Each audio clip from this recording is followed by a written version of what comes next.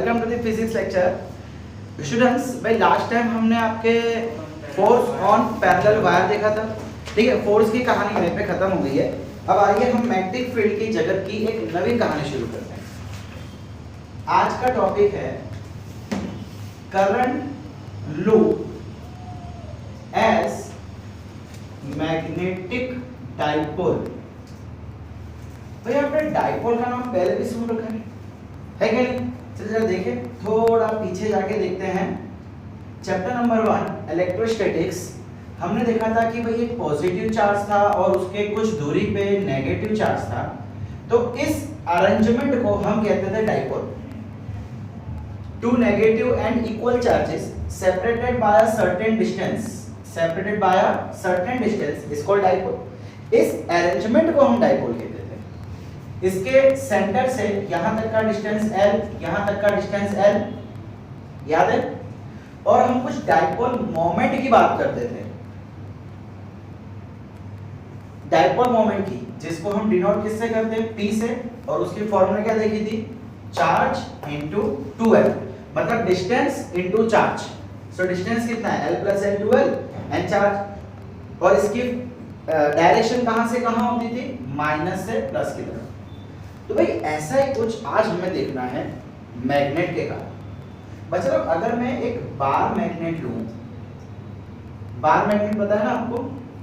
हमने चैप्टर के स्टार्टिंग में थोड़ा बहुत इसके बारे में डिस्कशन किया था कि भाई यहाँ पे नॉर्थ है, यहाँ पे साउथ है। अब होगा क्या, ध्यान से सुनना, यहाँ क्या होगा बच्चों? यह मैग्नेट की भी एक स्ट्रेंथ होती है। उस स्ट्रेंथ को हम डिनोट करते हैं स्मॉल m से। यहाँ की स्ट्रेंथ भी है, यहाँ की स्ट्रेंथ भी है। ऑब्वियसली जो पोल्स की स्ट्रेंथ है, कितना वो अट्रैक्ट कर सकता है उस स्ट्रेंथ को। स्मॉल m को हम क्या कहते हैं? Strength of magnet, strength of magnet. तो भाई अगर मुझे मैग्नेटिक डाइपोल देखिए, देखिए एक जगह साउथ पोल है, एक जगह नॉर्थ पोल है। जैसे यहाँ पे एक पॉजिटिव था, एक नेगेटिव था।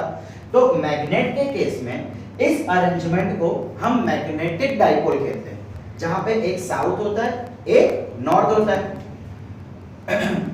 तो भाई अगर मेरे को इसको रिप्लेस करना हो तो मैग्नेटिक डाइपोल को हम डिनोट करते हैं कैपिटल M से। और उसकी फॉर्मूला क्या हो जाएगी? भाई यहाँ पे चार्ज है तो यहाँ पे चार्ज के बदले आ जाएगा करंट। यहाँ पे क्या फ्लो होगा? Current. And 2L distance between them. तो इस केस में क्या आ जाएगा? एरिया।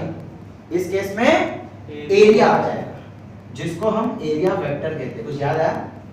एरिया वेक्टर पढ़ा था। एरिया वेक्टर किसी भी फील्ड का अगर मुझे एरिया वेक्टर निकालना है तो वो एरिया वेक्टर उस प्लेन को परपेंडिकुलर होता था। जैसे कि अगर स्क्वायर है तो इस स्क्वायर के परपेंडिकुलर एक एरिया वेक्टर निकल के आएगा। भाई याद आया कुछ? हमने एरिया वेक्टर के बारे में बहुत कुछ डिस्कस किया था फ्लक्स चैप्टर नंबर 1 में। किसी भी प्लेन को परपेंडिकुलर, सपोज करो कि अगर मेरा ये प्लेन है तो इसको परपेंडिकुलर एरिया वेक्टर ऐसे भी हो सकता है और एरिया वेक्टर ऐसे भी हो सकता है, नीचे की तरफ भी एंड ऊपर की तरफ भी। सो ये है वो एरिया वेक्टर। चलो इस फॉर्मूला के बारे में जरा बाद में बात करेंगे। अब जरा यहाँ ध्यान से देखना कि ये जो मैग्नेटिक डाइपोल होती है ये कहां से कहां होगा? साउथ से नॉर्थ। इसका मतलब कि जो नेगेटिव चार्ज है वो इक्विवेलेंट हो जाएगा साउथ के, और जो पॉजिटिव चार्ज है वो इक्विवेलेंट हो जाएगा नॉर्थ के। सो हमारी मैग्नेटिक डाइपोल कहां से कहां तक होगी? Sorry, magnetic moment, this is nothing but the magnetic moment. लेकिन एक प्रॉब्लम यहाँ पे ये है, देखो यहाँ पे तो चार्ज अलग अलग थे, तो भाई उनके बीच का एक सेपरेशन डिस्टेंस था। लेकिन यार ये तो कोई अलग अलग नहीं है, ये तो पूरा एक बार मैग्नेट है, बिल्कुल भी अलग अलग नहीं है। अब आप बोलोगे सर इसको बीच में से तोड़ दो, ठीक है चलो बीच में से तोड़ भी देंगे। तो बच्चा लोग आपने बचपन में पढ़ रखा है ना, अगर हम किसी बार मैग्नेट को तोड़ेंगे तो उसमें नवे साउथ पोल और नॉर्थ पोल जनरेट हो जाएगा। ये नॉर्थ का नॉर्थ, ये साउथ का साउथ। सो वापस क्या हो जाएगा? ये नॉर्थ बन जाएगा और ये साउथ बन जाएगा। इसका मतलब उसको जितना चाहे तोड़ लो, उसमें नॉर्थ पोल और साउथ पोल कभी भी अलग नहीं हो सकते। इसलिए हम कहते हैं monopole in magnet does not exist। तो हम क्या करते हैं, इस तकलीफ को हटाने के लिए, भाई यहां पे इसको नोट डाउन कर लेना जिसको भी करना हो।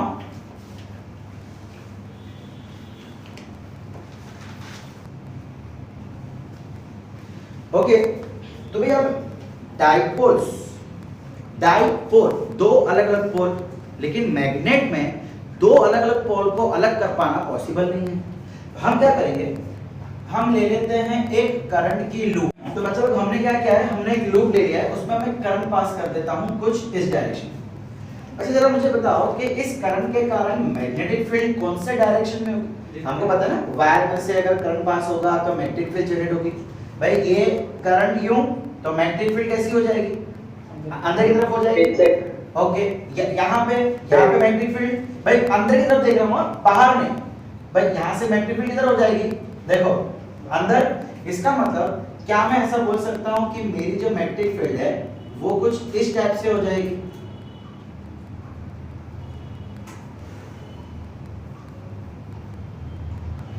अच्छा हमने एक चीज क्या देखा था, मैग्नेट के अंदर, एक बार मैग्नेट के अंदर जो मैग्नेटिक पोल्स होती है, सॉरी जो मैग्नेटिक फील्ड लाइंस होती है, बाहर की तरफ नॉर्थ से साउथ होगा एंड अंदर की तरफ साउथ से नॉर्थ। पढ़ रखा है आप सबने, 10 में आया था मेरे ख्याल से, उससे पहले भी था, 10 में तो था ही था। किसी भी बार मैग्नेट में आउटर साइड में मैग्नेटिक फील्ड कहां से कहां तक होती है, नॉर्थ से साउथ एंड अंदर साउथ से नॉर्थ। भाई जरा क्या ध्यान से देखो, इमेजिन करो कि ये वायर जो है थोड़ी मोटी है। जस्ट इमेजिन कि ये जो लूप है ये थोड़ी मोटी ले ली मैंने, तो क्या मैं ऐसा कह सकता हूं कि देखो ये मैग्नेटिक फील्ड वापस घूम के इधर जाएगी, है क्या नहीं? सो क्या मैं ऐसा कह सकता हूं कि बाहर से ये यहां से यहां जा रही है और अंदर से यहां, तो ये बन जाएगा मेरा साउथ पोल और ये बन जाएगा नॉर्थ पोल। आप समझ रहे हो? देखो वायर में करंट पास करने से मैग्नेटिक फील्ड जनरेट हो रही है, वेरी गुड। अगर मैं दोनों की डायरेक्शन कंपेयर करूं, दोनों में डायरेक्शन कंपेयर करूं तो बाहर नॉर्थ से साउथ, तो देखो बाहर नॉर्थ से साउथ, नॉर्थ से साउथ, और अंदर साउथ से नॉर्थ, अंदर साउथ से नॉर्थ। तो क्या मैं ऐसा कह सकता हूं कि जब भी मैं कोई क्लोज लूप लूं, चाहे वो सर्कुलर शेप में हो, रेक्टेंगल शेप में हो, ट्रायंगल शेप में हो, अगर वो क्लोज लूप है तो उसमें करंट की डायरेक्शन के अकॉर्डिंग उसमें नॉर्थ पोल और साउथ पोल बनेगा, यस और no? It means a closed current carrying loop behaves as a bar magnet,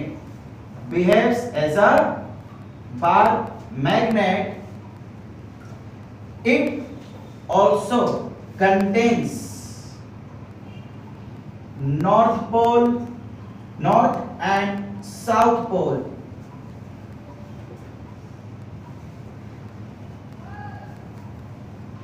just as a bar magnet। जिस तरीके से बार मैग्नेट में नॉर्थ और साउथ होगा, उस तरीके से इसके पास भी नॉर्थ और साउथ पोल होगा। अब अगर मैं इस करंट की डायरेक्शन को उल्टा करूं, सपोज ये कोई लूप है, मैं करंट को यूं कर दूं। अच्छा आपने 10th में या कभी भी बचपन में एक चीज सीखी होगी कि अगर करंट हमारा क्लॉकवाइज है, डायरेक्शन कैसे रहते थे?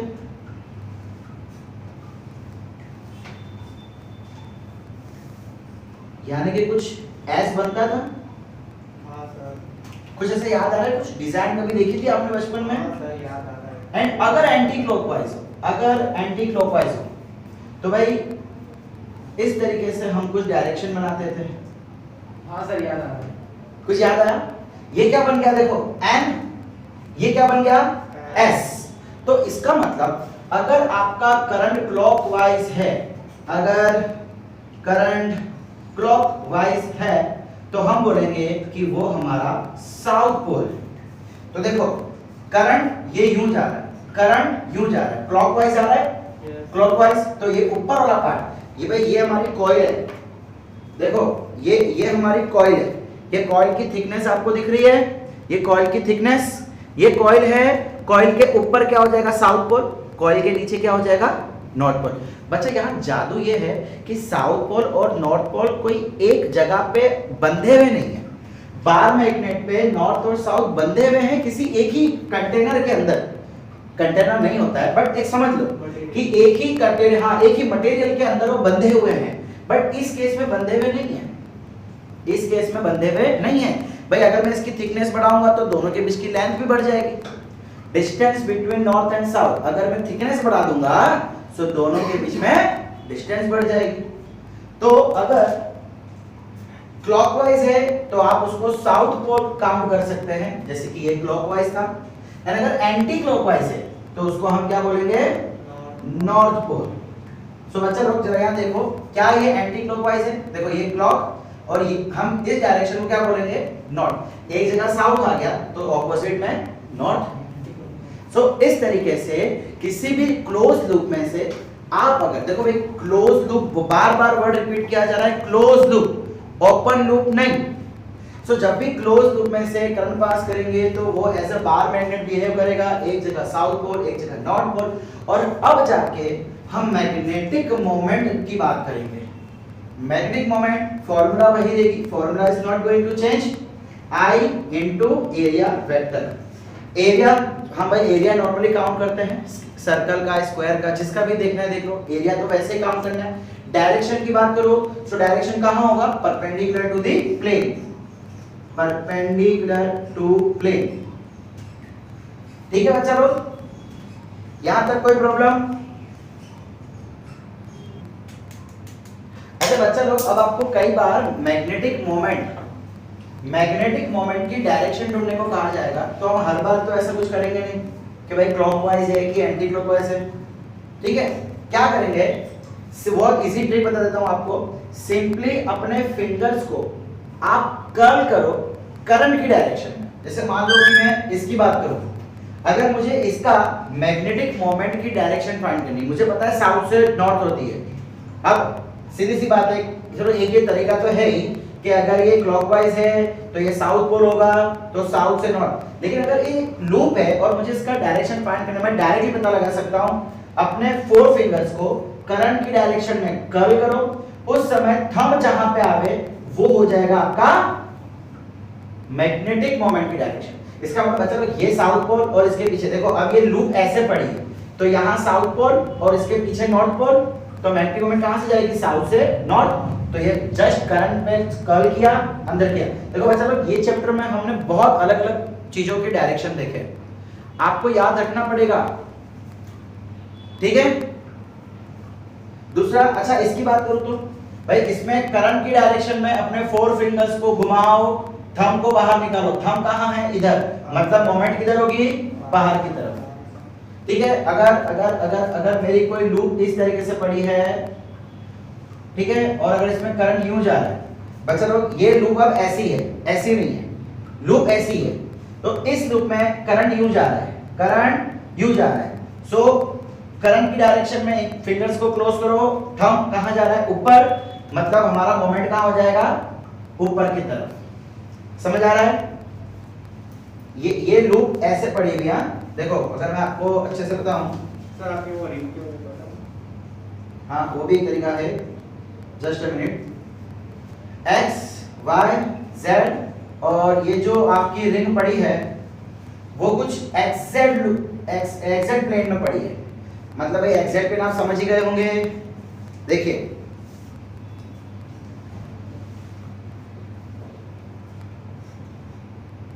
ओके, ये हो गया आपका एक्स वाई जेड और इस जगह पे आपकी लूप पड़ी, इस जगह पे। सो मोमेंट कहां हो जाएगी, अगर सेम करंट इधर लूंगा तो मोमेंट ऊपर की तरफ, यानी ये लूप है, लूप दिखाऊं आपको, see this is sorry, this is your loop, this is your loop. ये लूप ऐसे पड़ी है, तो अब जो मोमेंट होगी कहां होगी, ऊपर की तरफ, है ना, according to this direction of current.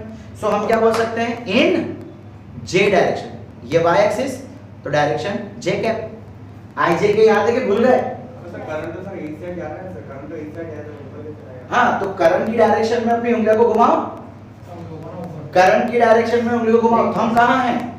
ऊपर, सो ऊपर की तरफ मूवमेंट।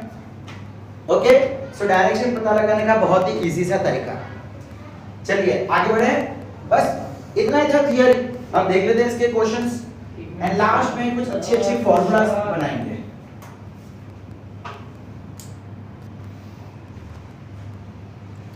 ओके, बहुत ही आसान सा क्वेश्चन देख लेते हैं। एक लूप है, अगेन ये लूप कहाँ है?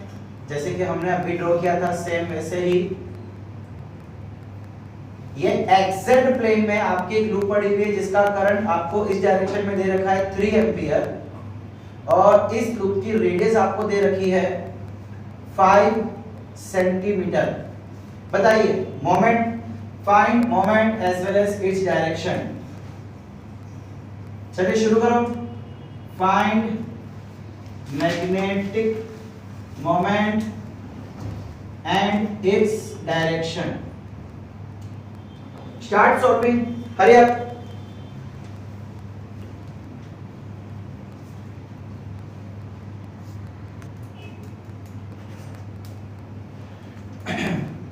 तो भाई पहले इसकी वैल्यू फाइंड करते हैं, बाद में इसकी डायरेक्शन देख लेते हैं। So magnetic moment is equal to I into area vector. Current कितना है? 3। बच्चा लोग सर्कल है तो सर्कल का एरिया कितना हो जाएगा? 2 पाई r। पक्का? पाई r स्क्वायर। एरिया बोला है, सरकमफ्रेंस नहीं। ओके, 3 इंटू पाई की वैल्यू 22/7 या आप चाहो तो 3.14 भी ले सकते हो। 3.14 इंटू r स्क्वायर। बच्चा लोग सेंटीमीटर है तो उसको मीटर में कर देंगे 0.05 स्क्वायर। आंसर क्या हो जाएगा?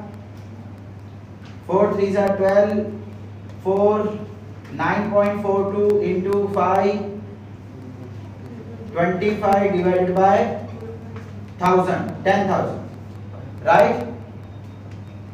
क्या आंसर आएगा इसका? 9.42 into 25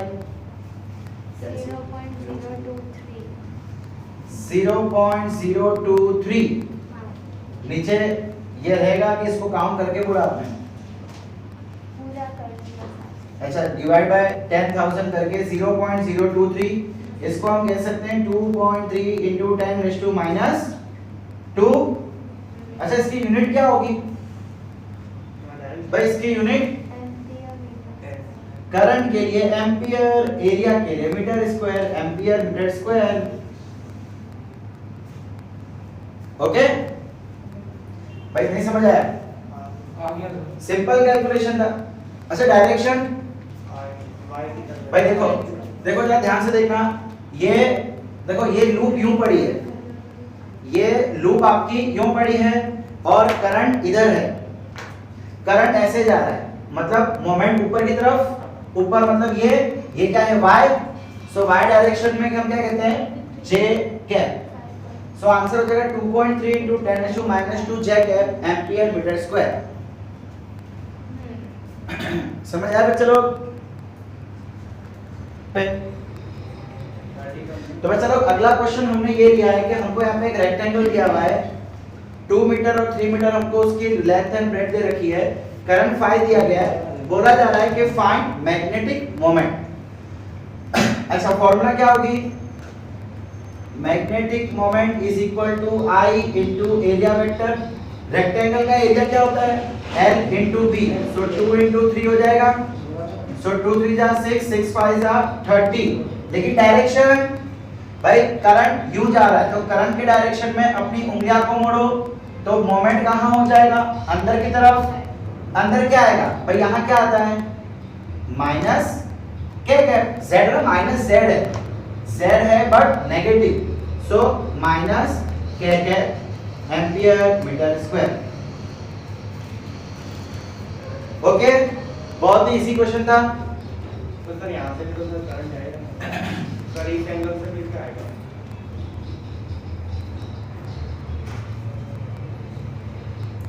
ओके,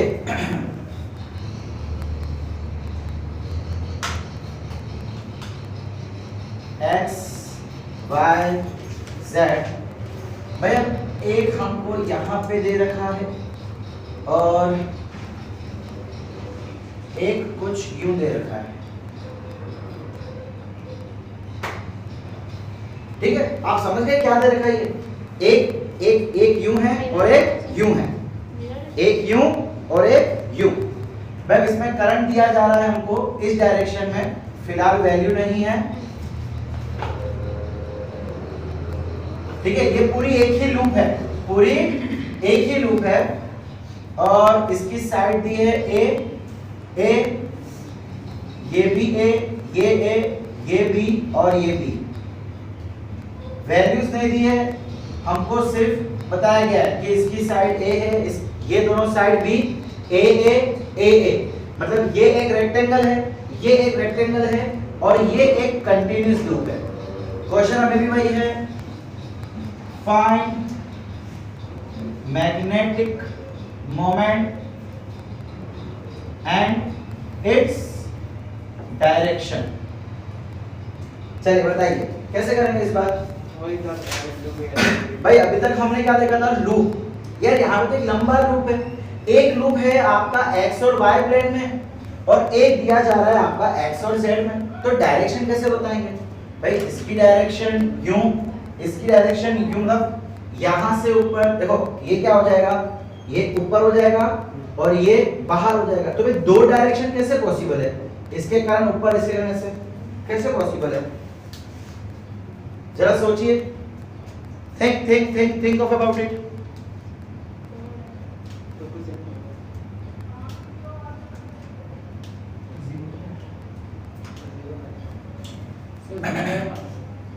नहीं तो नहीं है भाई, ये इसकी मोमेंट इस डायरेक्शन में, बट एक्चुअली पूरा एक ही लूप है ना, अब नॉर्थ साउथ एक ही लूप का आधा पार्ट उसमें है, आधा पार्ट इसमें है। हम अभी तक क्या करते थे कि हमारा पूरा लूप किसी एक ही प्लेन में होता था, एक्स वाई प्लेन में, वाई जेड प्लेन में या एक्स जेड प्लेन में। यहाँ पे प्रॉब्लम ये है कि है हमारा पूरा लूप है, एक कंटीन्यूअस लूप है। अब प्रॉब्लम ये है कि ये जो लूप है आधा एक्स वाई में है, आधा एक्स जेड में है। बच्चा लोग सुनो, इस ऐसे टाइप के क्वेश्चंस को कैसे करना जरा सुनो। भाई ये देखो, ये ब्रांच में मुझे करंट नहीं दिया था, ऑब्वियसली हमको पता होगा कि शायद इसके अगेंस्ट पोटेंशियल सेम होगा, इसलिए इस लूप में करंट नहीं है। मैं अपने थर्ड चैप्टर में बहुत कुछ डिस्कस किया इस बारे में, राइट। क्या मैं इसको ऐसा ड्रॉ कर सकता हूं,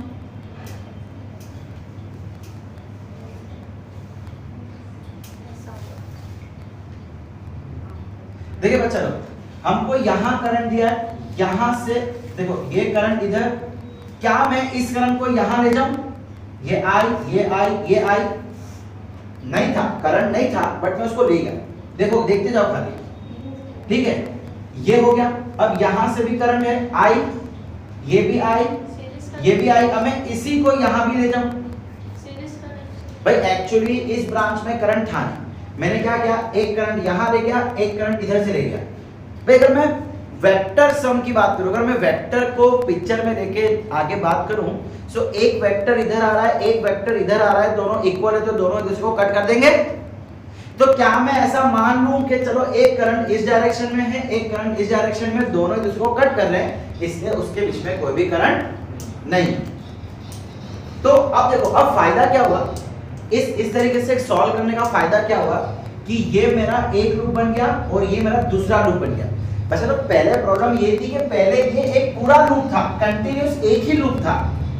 अब एक ही लूप का आधा पार्ट किसी और प्लेन में, आधा पार्ट किसी और प्लेन में था। सो कैसे सॉल्व करें समझ नहीं आ रहा था। तो हमने क्या किया, जिस ब्रांच में करंट नहीं दिया हुआ था उस ब्रांच में इमेजिनरी करंट ले लिया और ऐसा मान लिया कि चलो दोनों करंट ऑपोजिट में, देखो ये यहां से गया, ये यहां से गया, ऑपोजिट डायरेक्शन में जा रहे हैं, तो अल्टीमेटली करंट होगा भी नहीं। एंड ये करने से हमको दो अलग अलग लूप मिल गए। अब इस लूप का अलग से सॉल्व करो, इस लूप का अलग से सॉल्व करो, ये ए बी, तो बच्चा m1 कितना आ जाएगा, i into area vector, i कितना है, i के बदले i ही लेंगे, एरिया AB, रेक्टेंगल है ना, सो एरिया कितना हो जाएगा, length into breadth. Similarly m2, अच्छा इसकी डायरेक्शन कौन सी होगी, इसकी डायरेक्शन बाहर की तरफ होगी, यस और नो, सो बाहर क्या हो जाएगा Z k कैप हाँ सब वही किया okay m2 again I into area vector I into again a into b।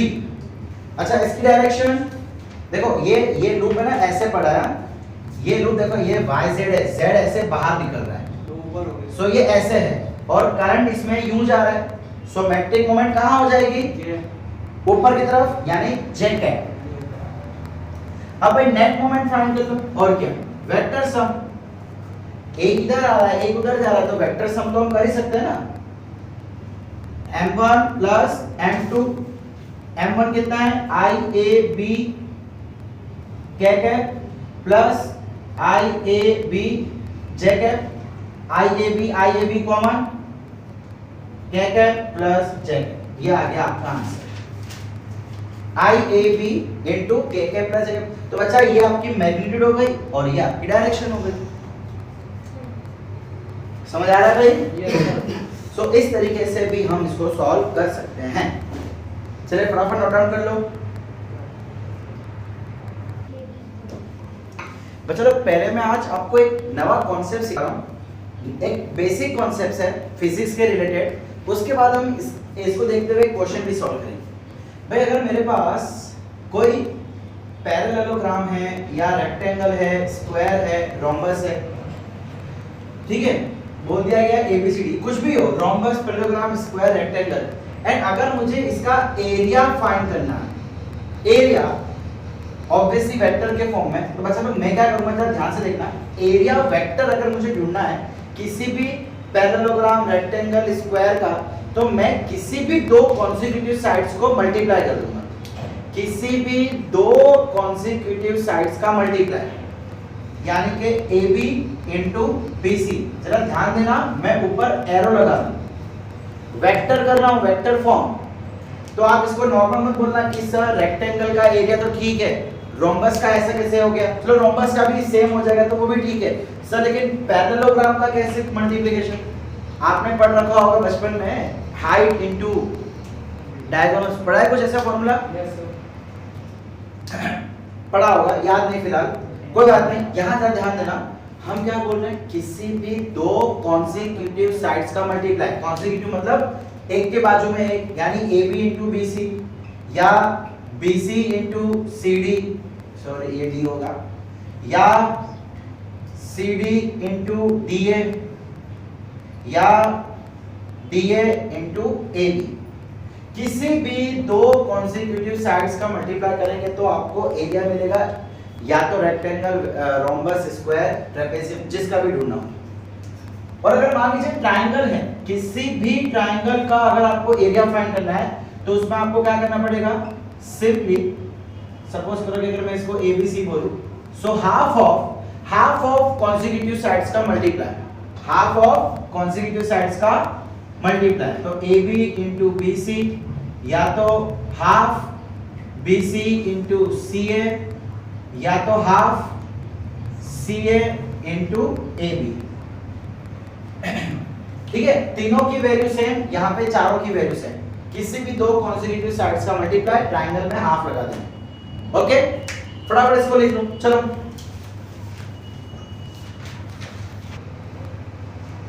तो चलो इस कॉन्सेप्ट के रिलेटेड एक क्वेश्चन देख लेते हैं।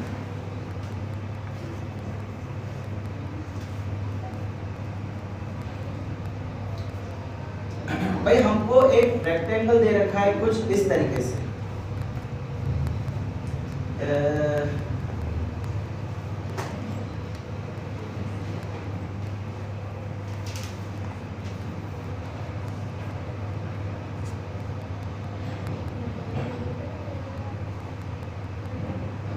ओके बच्चा लोग ये एक रेक्टेंगल दिया है, अब ये जो रेक्टेंगल है ये किसी भी प्लेन में नहीं है, ना ये XY प्लेन में है, ना ये XZ प्लेन में है, ना ये YZ प्लेन में, ये बीच में से कहीं है, ऐसे बीच में से कहीं से निकल के आ रहा है, किसी भी प्लेन में नहीं है, और करंट इसमें कुछ इस तरीके से दे रखा है, ठीक है, और बोला गया है कि ये जो एंगल है ये 60 डिग्री, मतलब Z एक्सिस से ये 60 डिग्री बना रहा है।